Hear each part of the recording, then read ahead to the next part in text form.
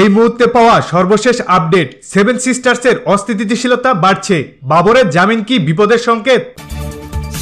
লুৎফুজ্জামান বাবর, যিনি বিএনপি সরকারের আমলে স্বরাষ্ট্র প্রতিমন্ত্রীর দায়িত্ব পালন করেছিলেন, তার কথাবার্তা ও আচরণ ছিল একটি বিশেষ ধরন, যা তাকে আলাদা পরিচিতি দিয়েছে। 2005 সালে সাবেক অর্থমন্ত্রী কিবরিয়া হত্যাকাণ্ড এবং 2004 সালে গ্রেনেড হামলার মামলায় তাকে জড়িত করা হয়। এছাড়া চট্টগ্রামের 10 ট্রাক অস্ত্র মামলায় তিনি অভিযুক্ত ছিলেন।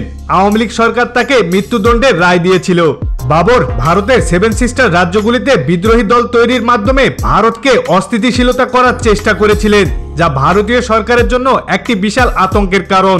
যদিও চীন ও পাকিস্তান মিলে অনেক বছর ধরে এমন করতে পারেনি, যা বাবর সেই বিদ্রোহী দলগুলোকে সাহায্য করে ভারতকে চাপে ফেলতে সক্ষম হন। 2005 সালের 27 জানুয়ারি হবিগঞ্জে অনুষ্ঠিত একটি জনসভায় গ্রেনেড হামলায় সাবেক অর্থমন্ত্রী শাহ এম কিবরিয়ার মৃত্যু ঘটে। এ ঘটনায় বাবর সহ বিএনপির কয়েকজন নেতার বিরুদ্ধে মামলা দায়ের করা হয়। লুৎফুজ্জামান বাবর 3 বার সংসদ সদস্য নির্বাচিত হন এবং 2001 সালে বিএনপি জামাত জোট সরকারের সময় স্বরাষ্ট্র প্রতিমন্ত্রী হিসেবে দায়িত্ব পালন করেন।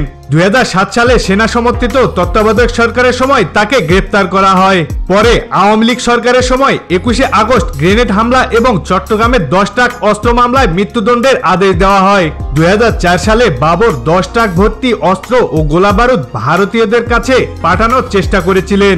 এসব অস্ত্রের মধ্যে AK-47 rifle, rocket launcher, grenade এবং বিপুল পরিমাণ গুলি ছিল। এসব অস্ত্র চট্টগ্রাম বন্দরে ধরা পড়ে। সেদিন রাতে পুলিশের বিশেষ অভিযানে এই অস্ত্রগুলোর বিশাল চালান আটক করা হয়। পর্যবেক্ষকরা মনে করেন এই অস্ত্র উদ্ধারের ঘটনাটি ভারত ও বিএনপি সরকারের মধ্যে সম্পর্কের অবনতি ঘটিয়েছিল।